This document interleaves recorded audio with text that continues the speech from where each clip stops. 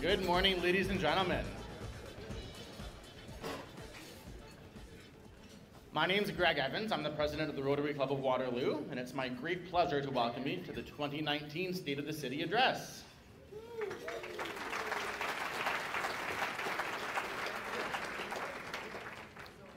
Thank you all for being here today. In keeping with Indigenous protocols across Turtle Island, it's appropriate to acknowledge and pay respect to ancestral and traditional territories and local Indigenous communities. Acknowledging the territory on which we live honors the relationship between the land and the Indigenous ancestors and stewards of our land. I would like to acknowledge that the City of Waterloo is situated on unceded Anishinaabe and Haudenosaunee territory. Today, this gathering place is home to many First Nations, Métis, and Indigenous people from across Turtle Island, and acknowledging them reminds us of our important connection to this land where we live, learn, and work. To be meaningful and respectful, a territorial acknowledgement needs to be intentional. I invite you to join me to consider our past mistakes, our role in the stewardship of Mother Earth, and in the important process of reconciliation across Turtle Island. Now, I'd also like to acknowledge a very special person that's with us today, and someone that could not be with us today. So as some of you know, Rotary Waterloo and Show offered a huge loss recently.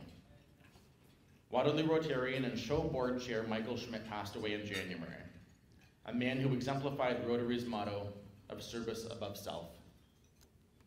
Michael led Show with a commitment to improving the lives of those in our community who needed homes, support, and advocacy. A warm, generous man with a passion for social justice, he leaves a wonderful legacy. In honor of Michael, Show's building at 402 Herb Street West has been named Mike's Place. I'd like to specifically acknowledge and thank Michael's wife, Deb Zettel-Schmidt, for joining us today, and Gail Gilbert, the Executive Director of Supportive Housing of Waterloo. Michael could not have done what he did for our community without Deb's endless support, and we thank her for it.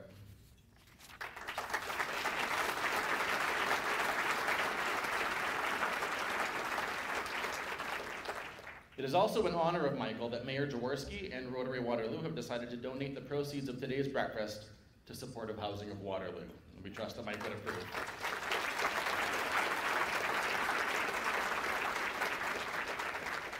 Now, before we proceed, I'd like to sincerely thank our 6 platinum sponsors for the generous support of the event: GSP Group, Malou Blaney and Hip Developments, Miller Thompson, Walter Fady, Shopify, and your neighborhood credit union.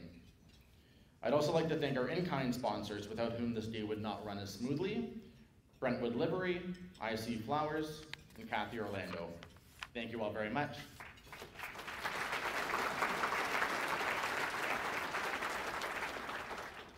Now, before I introduce our Council for the Day contest winners, Rotary Waterloo has a special presentation to make.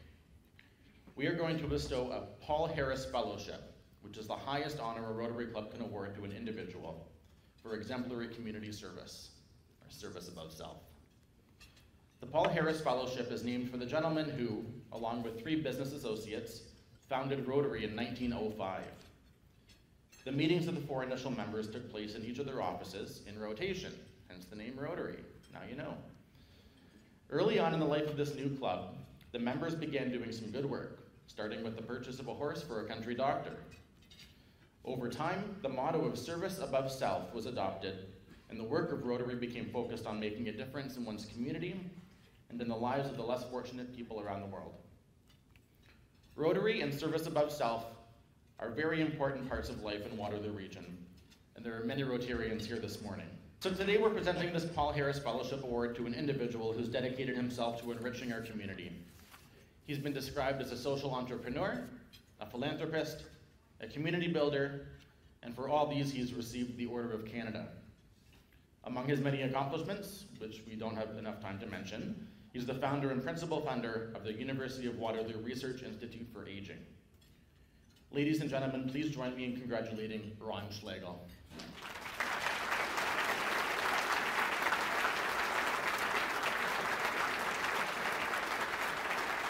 Now, unfortunately, Ron couldn't be here with us today, so accepting on his behalf is his son, Rob.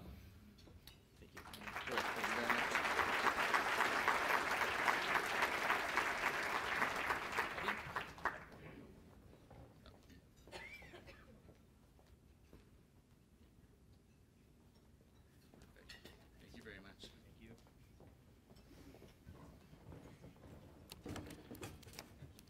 Now for the fun part. It's my very great pleasure to introduce to you the winners of this year's Council for a Day contest. I can see them up front shaking already. So if the students can please rise as I read their names. We have Ward 1 Councillor Zane McKinnon from Westvale Public School.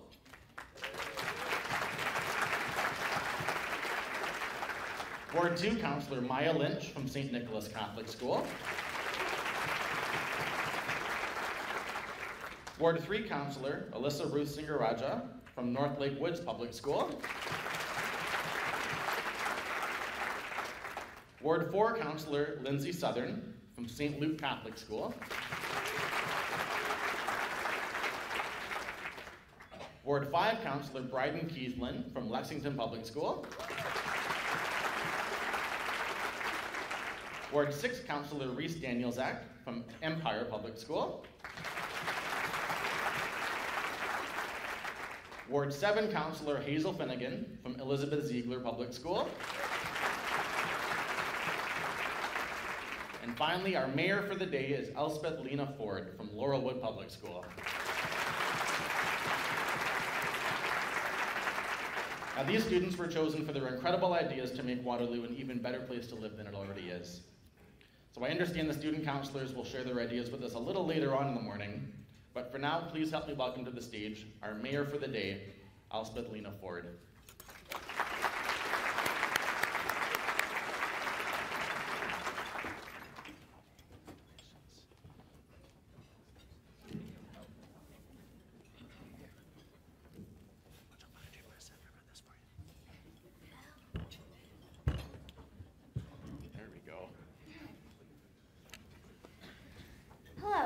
My name is Elspeth Ford.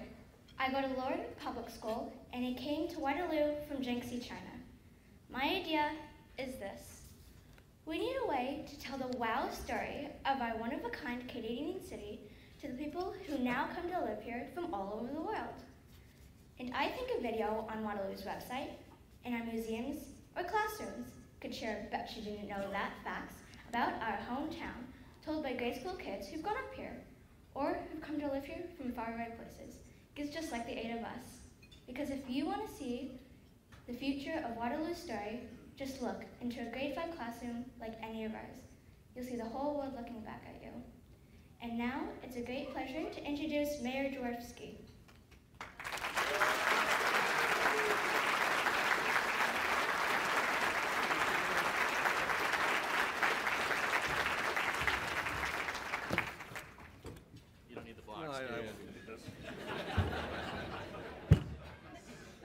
I think I'm good without that.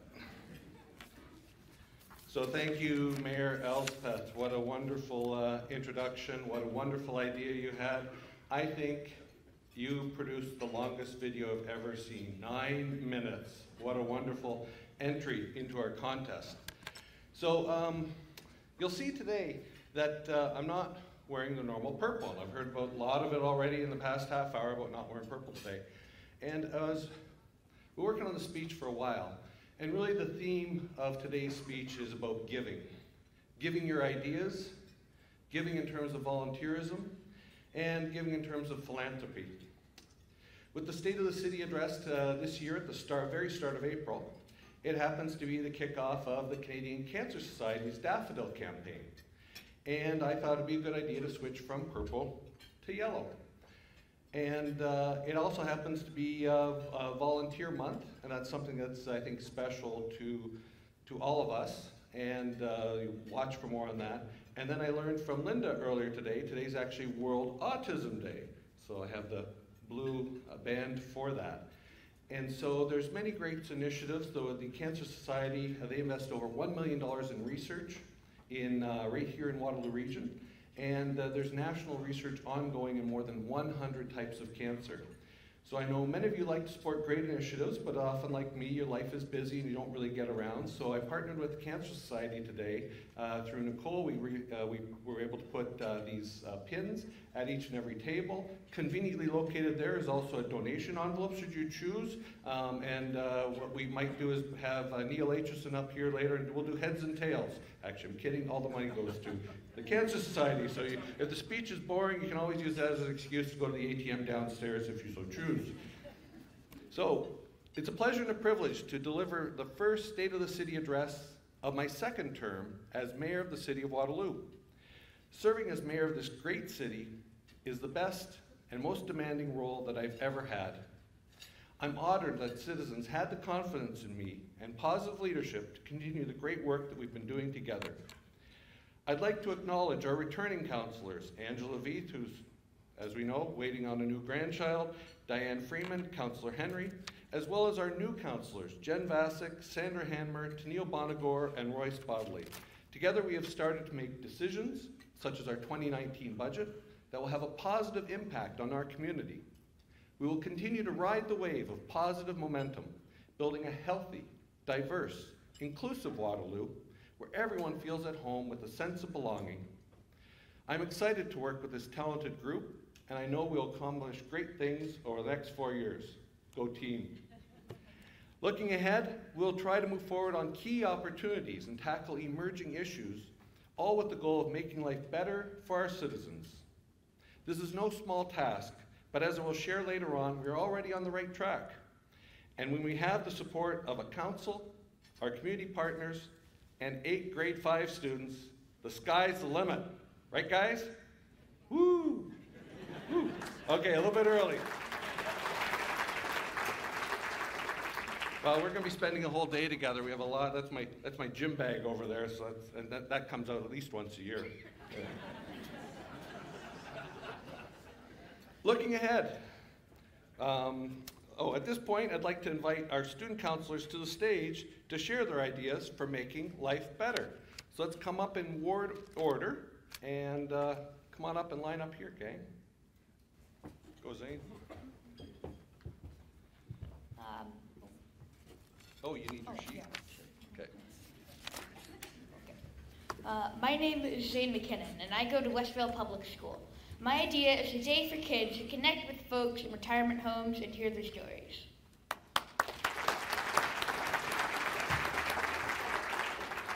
My name is Maya Lynch. I'm at grade 5, St. Nicholas School, Catholic school, sorry. My idea was to create a graffiti alley. So it's a designated spot where graffiti artists can showcase their artwork, otherwise illegally vandalizing around Waterloo, sorry.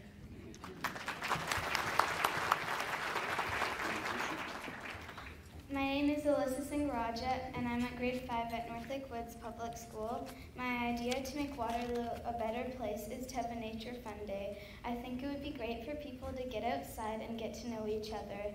There would be lots of games and sports that people could play, and it would all would be fun.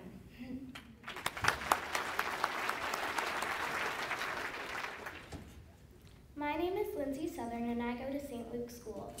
My idea is to improve the softball diamonds at Rim Park by adding red dirt, a pavilion, and washing facilities. This would allow Waterloo to host bigger and better tournaments, and that would have a positive impact on our economy.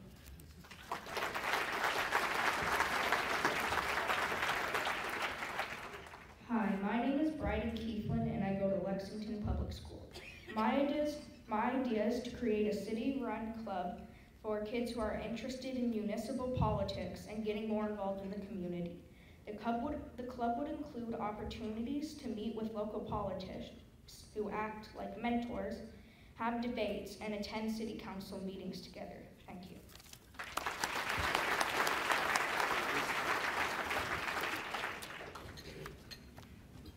My name is Reese Danielzak, and I go to Empire Public School. My idea is to build more neighborhood parks with activities for all ages to get people more active.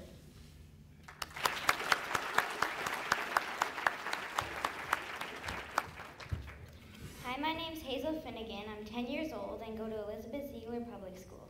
My idea is to have a festival that celebrates Waterloo history by geocaching to different historical spots around the city. Thank you. Come on up. What should we do? Thank our counselors? Thank you. Good. We'll do that. Okay. Thank you.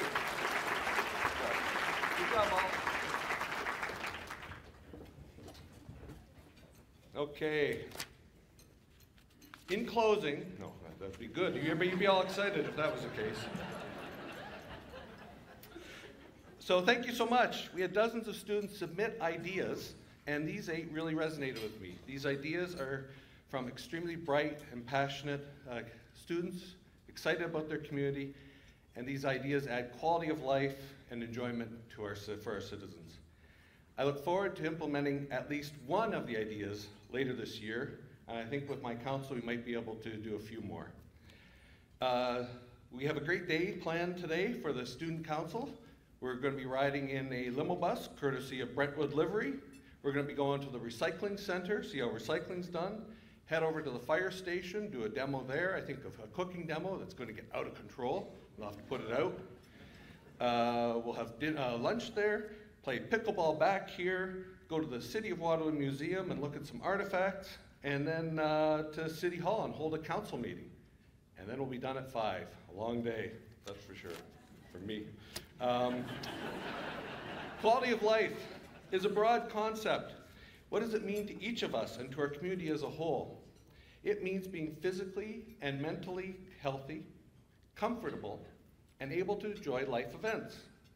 It includes different factors like job creation, parks, transportation systems, education, recreation, and leisure time. These are the very themes that attract people to a community and persuade them to stay for the long term. As I reflect on the last 4 years, I'm proud of the decisions that Council made and the accomplishments of our staff. We were driven by a common objective of making Waterloo the best place to live, work, learn, and play. Many of the projects that our former council initiated will come to life this term, and they all personify the key indicators that I just mentioned. I'd like to share some of these projects with you now. Later this fall, we'll break ground on the expansion of the Waterloo Memorial Rec Complex and the new older adult recreation center. This age-friendly facility will provide new opportunities for all of us to enjoy a healthy lifestyle. Earlier this year, we used virtual reality for the first time to show off the building's new interior designs. We have it set up here today. It's just at the base of the stairs, so be sure to check it out before you leave. There are opportunities for sponsorship in the expanded facility, so if you're interested, please let me know. As I mentioned, the theme of my speech is going to be giving, so here's your opportunity. Shovels will also hit the ground Shovels will also hit the ground later this year here at Rim Park to begin construction of the much anticipated East Side Library. This is the 5th State of the City speech, and I think it's been in every single one of my speeches, Karen. Karen Coviello, chair of the library, is here, very excited. And even more sponsorships are available for the new library, so if you're interested, I'd love to hear from you. We're also gearing up to launch some of the great programs as part of our neighborhood strategy to help residents come together to enrich our strong and connected neighborhoods. Neighborhoods are the fabric of our community, and our residents are already taking the lead to host some amazing events, including in Councillor Hanmer's ward.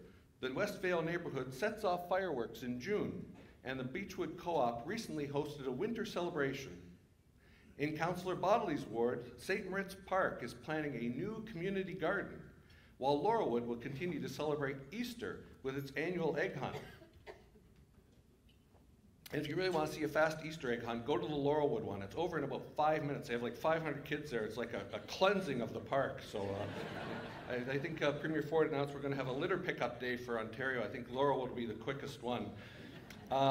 Lakeshore North Neighborhood Association in Councillor Veith's ward is organizing a new community message board in Pinebrook Park, while summer movie nights remain popular at the Sunnydale Community Center, thanks to the Lakeshore South Community Association. Councillor Freeman's ward is home to the Eastbridge Neighborhood Association, and they are planning a Music in the Park event. We also have our newest outdoor rink in that ward at Forwell Park, run entirely by volunteers, and this brings the number of outdoor rinks for the 2018-19 winter season to 25, thanks to all the volunteers in our community. The Vermont Park Neighborhood Association in Councillor Vasick's ward recently expanded its boundaries to engage more residents. Look for information about their upcoming environmentally friendly park cleanup. In Councillor Henry's ward, the Herb West community is excited about the success of their new community center run by Horizon. And in Councillor Bonagor's ward, Mary Allen Park will soon have a community art installation. And the McGregor Albert Community Association recently hosted their annual soup party. This is just a small sampling of the vibrancy in our neighborhoods. There's a lot happening, and that's why the neighborhood strategy is one of my favorite projects. Our arts and culture team also does a tremendous job every year to bring our city to life with programs and activities for everyone to enjoy. Last year, we introduced a new and unique festival called Lumen. This light-based festival had over 60 artists participate and attracted more than 10,000 visitors. It was a huge success, thanks in part to the support of our business community, and I thank you for getting involved. We're fortunate that our business community has always been strong supporters of festivals and events. You don't need to look any further than the long-standing support Sun Life provides to the Jazz Festival and Busker Carnival. We recently ranked as one of the top 10 municipalities of our size in Canada for participation in Culture Days. Looking ahead to 2019, we will build on that accomplishment. This summer, our popular Open Streets event is moving back to the streets on Willis Way in Uptown. Our Artist in Residence program will take place in the Northdale neighborhood, and Lumen will return this fall. This event offers opportunities for businesses to get involved. So if you're interested, our arts and culture team would love to talk with you. Last month, we hosted an open house for about the restoration of Silver Lake in Waterloo Park. The community was pleased with our plans, and we are excited to get the project underway.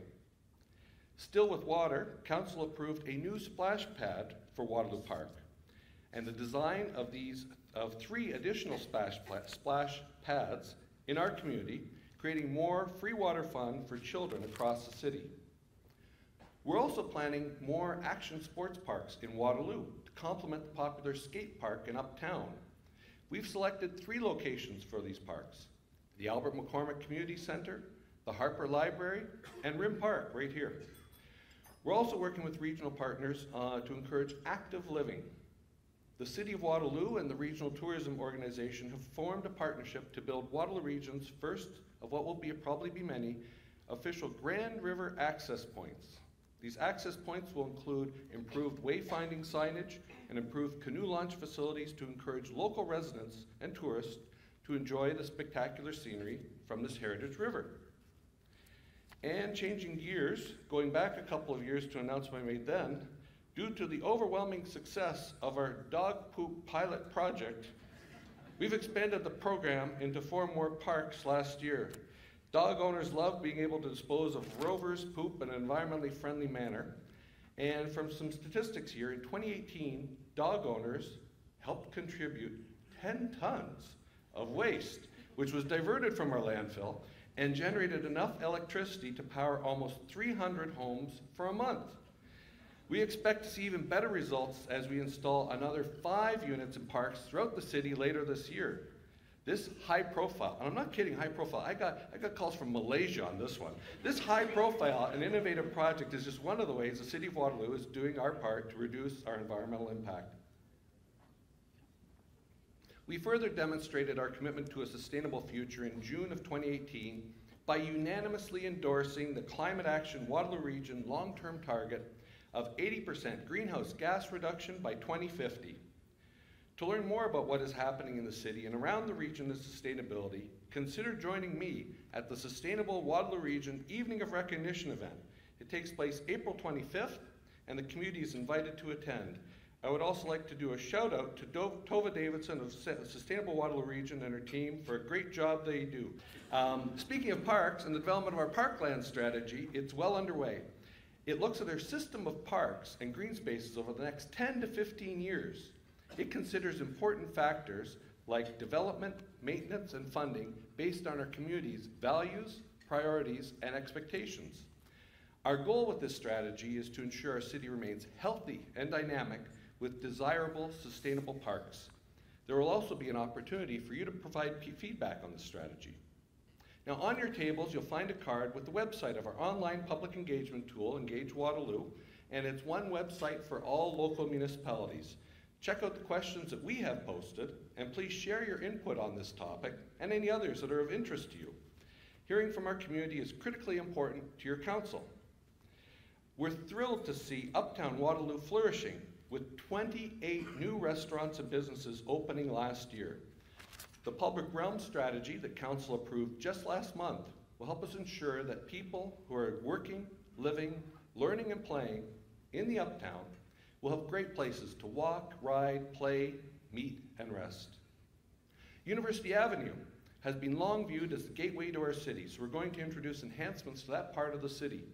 The intent is to highlight the distinct and important places and institutions located along University Ave, while considering active transportation, intersections, and general streetscape improvements. We're working with Conestoga College, Wilfrid Laurier University, the University of Waterloo, and the region on this project.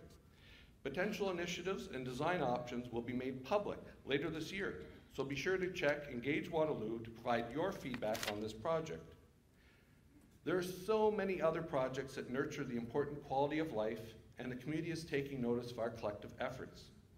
In November last year, we kicked off this term's strategic planning process with our first ever Citizen Satisfaction Survey. The results were overwhelmingly positive. 99% of residents found that the quality of life in Waterloo to be either very good or good. 99%. And in a strange coincidence, 1% of the people were named for Banovic. Where is he? Where are you back there? Yeah. For you, Barry. 94% are satisfied with Waterloo as a place to live. Citizen satisfaction is highest with fire services, our libraries, arts and culture, parks and recreation program, and our facilities and museum. The survey also highlighted key areas to help improve satisfaction levels, including road maintenance and repair, by law enforcement, and snow clearance. These areas are often under the greatest scrutiny for all municipalities, and is a challenge to satisfy everyone. But overall, close to 3/4 of respondents expressed a level of satisfaction with those services as well. The survey results are a snapshot in time, and we're pleased with the results, but we're not resting on our laurels. That drive to prioritize our quality of life remains a key goal, particularly because citizens spoke of it so loudly while my fellow councillors and I were on the campaign trail, and again during our recent strategic planning process consultations. In addition to the Citizen Satisfaction Survey, we consulted with members of the community and our council and staff to uncover important areas to focus of the new strategic plan. Over 10,000 people contributed input and provided their feedback with the need for us to deliver core services and deliver them well. Snow removal, clean water, recreation and leisure. In addition to that, citizens want us to continue to focus on building a strong sense of community. They want us to celebrate diversity. They want us to be an inclusive and accessible city. They want affordable housing options. They want road safety in neighborhoods. They want us to continue to do our part to deal with climate change and to make a real difference. They want us to continue building an exceptional quality of life. While I'm convinced we're on the right track, I would be remiss if I didn't admit to the difficulties that we may encounter when attempting to meet the expectations of our citizens. Waterloo is a growing city. Between 2011 and 2016, our population increased by about 8%, which surpassed the provincial growth rate of 5% during that same period. Our population is also more diverse than ever and increasing at one of the fastest rates locally. This increasingly diverse population provides new opportunities and challenges that affect all aspects of our city's development, from programming to service delivery to urban design. We all know that our community is economically diverse, and we must be mindful of the gaps that exist when we plan and deliver programs and services. Waterloo is currently undergoing intensification, which is consistent with our compact urban form. This influences the way our neighborhoods are shaped and the way residents interact with each other. I mention these points as a reminder that an effective strategic plan must balance our service delivery and budget commitments with our residents' values, priorities, and importantly, their financial realities. Prosperity and affordability are two sides of the same coin. While we continue to focus on growing a prosperous community, we must be mindful of the affordability, especially along the housing continuum. Homelessness, supportive housing, affordable housing, starter homes, and retirement housing. Inclusionary zoning and secondary suites of the ways that we can help create housing that is more affordable. As Greg mentioned earlier, Michael Schmidt was a community gem. Our thoughts and prayers are with family and friends. It is an honor to donate the funds from this event to Supportive Housing of Waterloo for their good work and the long-lasting impact of Mike's contributions. Thank you.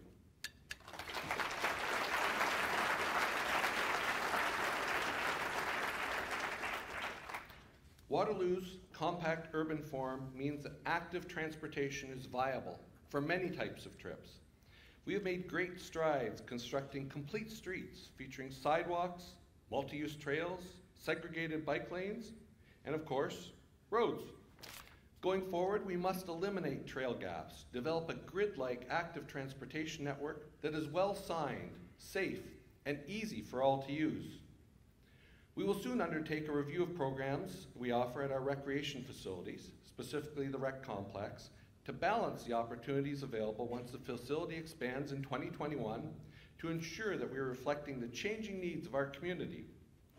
To that end, we are thinking differently and looking to develop programs that are inclusive and age-friendly and reflect the cultural experiences and traditions of our community. Cultural cooking classes, Indigenous art, storytelling. These are just examples. Anything creative that reflects the changing face of our community and builds inclusiveness is worth exploring. This council is committed to creating a strategic plan that supports these and many other priority areas and reflects what is important to citizens of this city. On that note, we encourage community input into the draft strategy. Staff will present a draft plan to council later this month, at which point we will share it in the community to get final thoughts. This question will be posted on Engage Waterloo next month, so be sure to have your say. The final strategic plan will be unveiled to the public at the end of June. As we review our service delivery and the ways we can incorporate priorities into our strategic plan to make life better here in Waterloo, the province is engaged in a review of its own. As you know, Queen's Park is reviewing 8 regional municipalities across Ontario to determine what operational efficiencies exist. My fellow municipal leaders and I have met with their special advisors and shared our respective insights. People have long compared Waterloo, and more recently the entire Toronto-Waterloo Region corridor, to Silicon Valley. Silicon Valley is a thriving area with 40 cities and 5 counties, with many of the cities having populations below 100,000, smaller than our cities. Small and nimble cities, all cooperating, drive the economy of Silicon Valley and the state of California, creating jobs and prosperity. The cities of the Toronto-Waterloo Region corridor here in Ontario are a mirror image, so bigger does not necessarily mean better. My thoughts included the fact that regional governance has accelerated the growth of individual municipalities, and as a result, we are able to deliver nimble, responsive, flexible governance to our community, which in turn has helped shape a unique and high quality of life for our citizens. We have a barn-raising spirit, and we work together where we can to achieve financial and service efficiencies and cost savings. Our entrepreneurial attitude and strategic support for post-secondary schools has enabled a strong economy and created jobs, population growth, and overall prosperity. I shared with the special advisors that any potential changes the province may choose must ensure that the region's urban and rural communities are well represented, that it recognizes their unique identities and history, and that responsibility and accountability for service delivery is clear and measurably benefits the residents. The lens, when it was first announced, really seemed to be efficiency. And I would say being efficient is good, but being successful is better. In the meantime, our council and staff remain committed to delivering excellent service and quality of life that citizens have come to expect and deserve. the quality of life that citizens recently rated so highly, 99%. Waterloo will always be known as one of the most tech-advanced communities, and we are sitting on a truly remarkable foundation from which to continue our path of growth and change. Conestoga College, Wilfrid Laurier University, and the University of Waterloo have solidified our reputation as Canada's education city. Conestoga serves about 55,000 full-time and part-time learners each year, as well as 7,000 international students now. The new John W. Tibbetts campus opened in Waterloo last year. It provides state-of-the-art facilities for culinary and hospitality programs, as well as the newly expanded Bloom Restaurant, run by students and open to the public.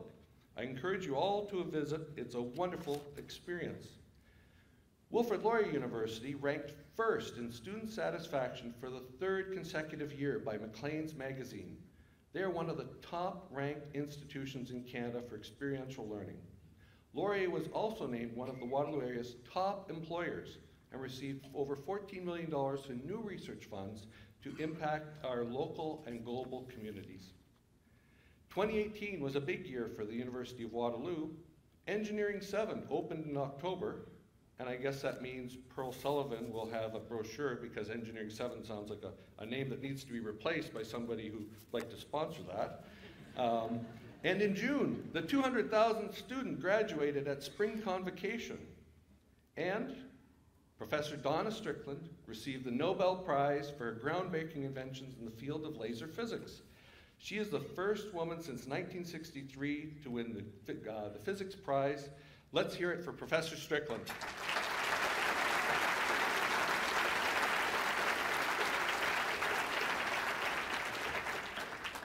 Finally, the Perimeter Institute recently made headlines when they announced Robert Myers as their new director. Rob is an internationally recognized Canadian theoretical physicist and consistently ranks as one of the world's most influential scientists. We are thrilled to have him here in Waterloo, and we look forward to hearing about the next groundbreaking discovery this institute will make under Rob's leadership. And I think this might be the only State of the City speech that has physics, physics, physics listed many, many times throughout the speech. We are also recognized for quality of life, great quality of life. Our facilities are well loved and well used. We're connecting with people and building strong neighborhoods and expanding our active transportation network and our vibrant uptown core, creating valued gathering spaces and working to reduce our carbon footprint. I'd really like to thank Rotary Waterloo, Greg and the team and everyone for helping out hosting this today. It's a wonderful event. Special thank you to Nicole Matthews, wherever Nicole is now, and Shelley Reed for their months of work that have gone into this today. In closing, as always, there's change in the air. We continue to move forward in a direction that better understands and reflects our citizens and their values. I've said it numerous times because I truly believe it. Life is better in Waterloo, and I'm proud of our council, staff, and our community partners and citizens for their ongoing passion and contributions that make living here in Waterloo so great. Thank you.